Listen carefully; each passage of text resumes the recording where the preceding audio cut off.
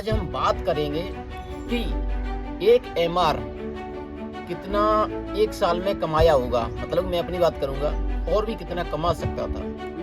बहुत ही जल्दी मैं बाइक भी लेना चाहता हूँ और फरवरी में देखो ले ही लूँ। हर संडे मतलब कि सैटरडे को निकल जाता था और संडे को घूमता था। तो दोस्तों जब मैं पैसा कमा रहा हूँ तभी तो मैं घूमने जा रहा था। मुझे विश्वास है अपने खुद पर, क्योंकि पापा ने इतना विश्वास भर दिया क्योंकि जब उनको शक नहीं होता अपने लौंडे पर तो मुझे खुद पर कैसे शक हो जाए।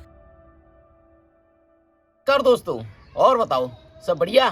दोस्तों, आपको सबसे पहले गणतंत्र दिवस की हार्दिक हार्दिक शुभकामनाएं। आज है 26 तारीख, 26 जनवरी है। और दोस्तों, आज हम थोड़े लेट उठे हैं। मतलब कि कल जो वर्कआउट पे गया था, आज वर्कआउट की छुट्टी थी क्योंकि आज संडे है।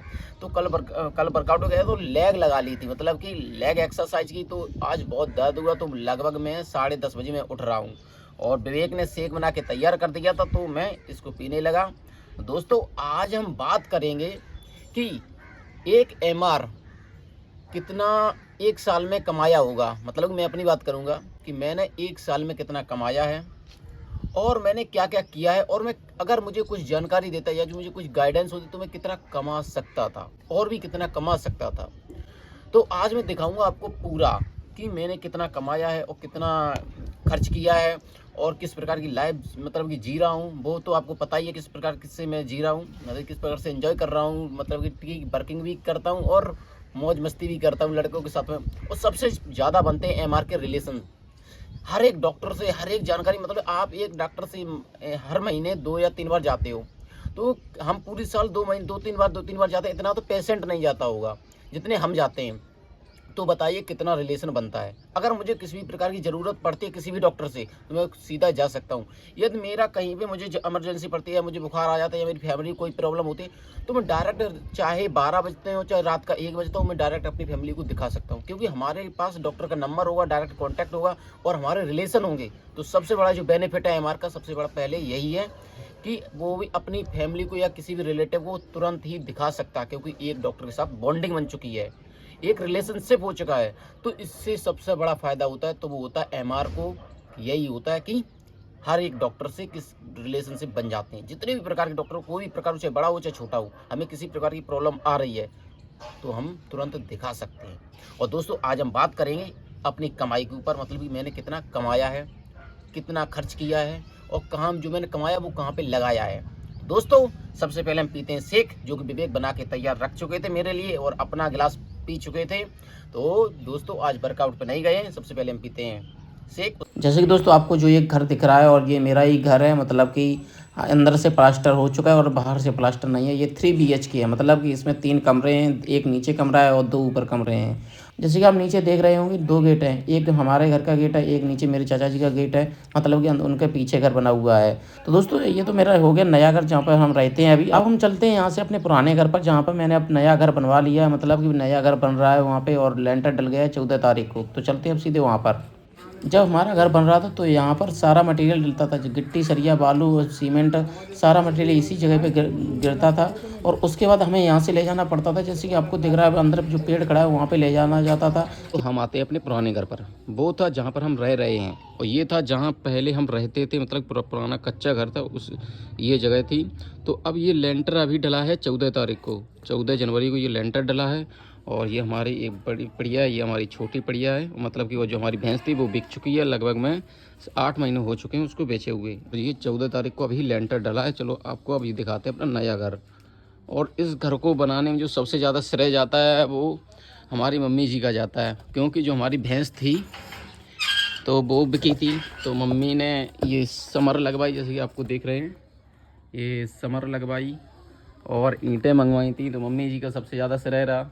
और उसके बाद जो पूरा श्रेय रहा है वो पापा जी का रहा है, मतलब कि मेरे पापा मिस्त्री हैं, तो जो मिस्त्री चार्ज हमारे घर में नहीं लगा है। मिस्त्री का चार्ज जो होना चाहिए था वो हमारे घर में नहीं लगा है। तो जैसे कि आप देख रहे हैं कि अभी तक शटरिंग नहीं खुली है। शटरिंग अभी इस छत ये वाला रूम खुल गया है और ये अभी 2 कमरे, मतलब कि ये बरामदा और वो कमरा अभी तक नहीं खुला है। तो यहाँ पे मेरा मिस्त्री का चार्ज नहीं लगता है और एक लेबर का चार्ज लगता है केवल, और एक लेबर का चार्ज भी नहीं लगता है। तो वो श्रेय रहता है, जो एक लेबर बचाता है वो विवेक बचाते हैं। और मतलब कि विवेक अपने सुबह उठ जाते थे और सुबह और शाम पढ़ते थे और दिन में काम कराते थे और एक लेबर रहती थी। और मैं क्या करता था, मैं सुबह ही बालू वगैरह और सामान डला के तैयार कराने के बाद अपनी वर्किंग चला जाता था। तो केवल एक लेबर रहती है।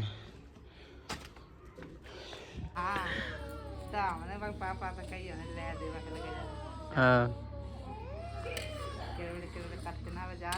नहीं तो अपने घर दे रही भैंसिया दूध मोल लो तो जो सही गया। बढ़िया है, भैंसिया तो बिछ गई थी। चलो तो दोस्तों, जैसे कि अभी जो लेंटर डल गया, लेकिन अभी भी मेरे घर में बहुत काम है। मतलब इसमें अभी भराया होना है पूरे में। जैसे कि आप देख रहे हैं कि बहुत हम लोगों ने, मतलब मम्मी सबसे ज़्यादा जो श्रेय जाता है भराया में भी, जो मट्टी का भराया है वो मम्मी का जाता है। कि मम्मी ने यहाँ पे एक पड़ोस में मकान की, जो कच्चा मकान था वो ढह गया था बरसात में, तो गिर गया था, तो उसकी मिट्टी से में हम लोगों ने भराया किया है। सबसे ज़्यादा मम्मी ने किया है। जैसे कि आप देख रहे हैं ये पूरा भराया का जो सबसे ज़्यादा श्रेय जाता है भराया का। लगभग मैं यहाँ पे ट्रॉली डल गई होंगी, पाँच ट्रॉली डल गई होंगी यहाँ पे इतने बीच में। जो 1000 वर्कआउट है इसमें 5 ट्रॉली डल गई होंगी। और अभी भी लगभग में 3 ट्रॉली डल जाएंगी, क्योंकि अभी ये बहुत नैल है। जैसे आप देख रहे हो बहुत डराया है, तो इसमें अभी लगभग में 3 ट्रॉली इधर और सामने गेट पर। जो अभी आपको गेट दिख रहा है, जो मतलब कि अभी लगा दिया है, काम चालू हो जाए, कुत्ते वगैरह अंदर ना जाए। मतलब कुत्ते वगैरह सबसे ज़्यादा कुत्ते वगैरह के लिए लगाया गया है, क्योंकि हमारे अंदर बकरियाँ बंधती हैं, तो बकरियों को नुकसान ना पहुँचे, इसलिए ये गेट टाइम पास के लिए लगा दिया। मतलब फिर इसको हटा दिया जाएगा, फिर कोई अच्छा गेट लग जाएगा, तो इसलिए अभी गेट। तो यहाँ से जैसे कि हम अभी बाइक वगैरह आती है, तो यहाँ पे अभी इतना सही नहीं है कि बाइक वगैरह के लिए यहाँ पे भी ढाया किया जाएगा। तो लगभग में 3 से 4 ट्राली यहाँ पे भी अभी डलेंगी। और ये जो रूम है इसमें भूसा भरा जाता है, जैसे कि आपको दिखाते हैं अंदर से। जैसे आप देख सकते हैं इसमें मेरा भूसा भरा हुआ है, और बकरियाँ भी बंधती हैं, ये बकरियाँ बंधती हैं। और ये मेरा भूसा भरा हुआ है, अभी कम है क्योंकि भैंस बेच दी थी तो कम भूसा लिया गया था। तो भैंस बेचने की वजह से यही अभी बचा है, 2 हमारी पड़ियाँ हैं। तो ये सब सामान डला हुआ है। और हम घर से निकल आए हैं, क्योंकि मम्मी ने बोला कि पहले जाओ खेत में, वीडियो वगैरह बाद में बनाओ, पहले जाओ खेत में, क्योंकि विवेक दवाई डाला आया था खेत में। तो जो चारा वगैरह है वो मरा कि नहीं मरा, मतलब कि गेहूँ में दवाई डाली थी विवेक ने, तो वो चारा मरा कि नहीं मरा, क्योंकि हमारे पिछले साल गेहूँ बहुत ही ख़राब हो गए थे। दवाई डाली थी लेकिन सही से काम नहीं करी थी दवाई ने। तो अब हम देखते हैं पहले कि जो विवेक ने जो दवाई डाली है, तो चारा तो मतलब जी आपको पीला पीला दिख रहा है, तो चारा मर गया है और गेहूँ हमारे सेफ बचे हैं।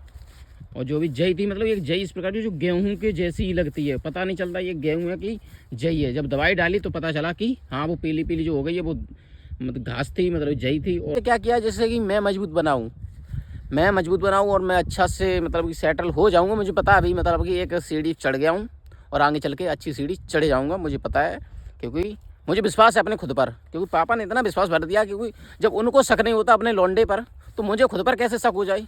तो इसलिए मैं सबसे, क्योंकि उस टाइम में था 9th क्लास में 2014 में, फिर 2015 में 10th में आया, तो मुझे गाइडेंस नहीं थी कि किस सेक्टर में जाना किस सेक्टर में नहीं जाना। तो मैंने चारों पास हाथ पाए पटके, उसके बाद मैं एक फार्मेसी लाइन में 2021 में सेलेक्ट हो गया। मतलब पहले मैंने किया बीकॉम और उसके बाद मैंने किया डी फार्मा। बीकॉम किया था सेल्स में, मतलब कि एक अपना अच्छा बिजनेस बना सकूं, क्योंकि पापा जहाँ पर भी मुझे ले जाते थे तो वो सारे बिजनेसमैन थे। तो मैंने भी सोचा क्यों ना हम भी बिजनेसमैन ही बनेंगे। तो इसके लिए मैंने किया बीकॉम में मैंने कुछ सीखा, और कुछ ऐसे कॉलेज में एडमिशन लिया जहाँ मैंने कुछ भी नहीं सीखा, मतलब कुछ ऐसा ही सीखा लेकिन कुछ नहीं सीखा, मान के चलते हैं। तो फिर मैंने जब कोरोना लग गया, कोरोना के बाद मैं आया सीधा डी फार्मा किया। डी फार्मा की जैसी कंप्लीट हुआ तुरंत ही मैं गया एमआर लाइन में गया। तो फिर मुझे पता चलता है जब मैं उसकी लाइन में घुसता हूँ, मुझे कुछ जानकारी नहीं थी, बस मैंने जो मिला सब पकड़ लिया, क्योंकि मुझे थी रुपयों की सबसे ज़्यादा नीड, क्योंकि डिप्लोमा में भी रुपया लगा और खाली बैठे थे। पापा भी कितना करते, क्योंकि विवेक भी 12th होने वाली थी, विवेक की 12th हो गई थी 2021 में। हाँ 2021 में, हाँ 2021 में उसकी 12th हो गई थी। तो इस प्रकार मैंने सोचा क्यों ना मुझे भी कुछ किया जाए। फिर मैंने तुरंत ही रुपयों की नीड की वजह से मैंने पकड़ लिया सीधा एमआर लाइन। तो मैंने ये एमआर लाइन पकड़ी है 1 सितंबर 2023 को। 1 सितंबर 2023 को मैंने ये पकड़ ली। फिर उसके बाद आज मुझे हो गए हैं टोटल 1 साल 4 महीने। 1 साल 4 महीने में तो मैंने जो सबसे पहले कमाया है, मतलब कि पहले तो मैंने अपने घर को, मतलब कि जितना भी छोटे पूरे मेरे ऊपर खर्चे थे, मतलब कि जो मेरे ऊपर पापा ने कर्जा लिया था अपनी फ़ीस को, मतलब कि पापा ने जो इधर उधर से जो पैसे लिए थे, कहीं से लिए थे, तो मैंने पहले उनको चुकाया। फिर मैं लेता हूँ अपना iPhone 13, क्योंकि मेरा पुराना यूट्यूब चैनल था जिस पे मैं काम करता था, ब्लॉगिंग करता था। मैंने पढ़ाई की वजह से और अपने इस जॉब की वजह से उसको नहीं चालू कर पाया था। तो मैंने सोचा क्यों ना उसको चालू किया जाए और इससे भी कुछ अर्निंग की जाए। तो मैं लेता हूँ सीधा आईफोन 13। आईफोन 13 ये इसलिए लेता हूँ, यदि मैं कैमरा लूँगा तो मैं उसके साथ में लैपटॉप लेना पड़ेगा। लैपटॉप में क्योंकि एडिटिंग कैसे करेंगे, तो मैंने सोचा क्यों ना कॉम्बो किया जाए। कॉम्बो करने की वजह था कि आईफोन लिया जाए। तो फिर मैंने आईफोन में ही वीडियो बनाने लगा था और आईफोन से ही एडिटिंग करता था।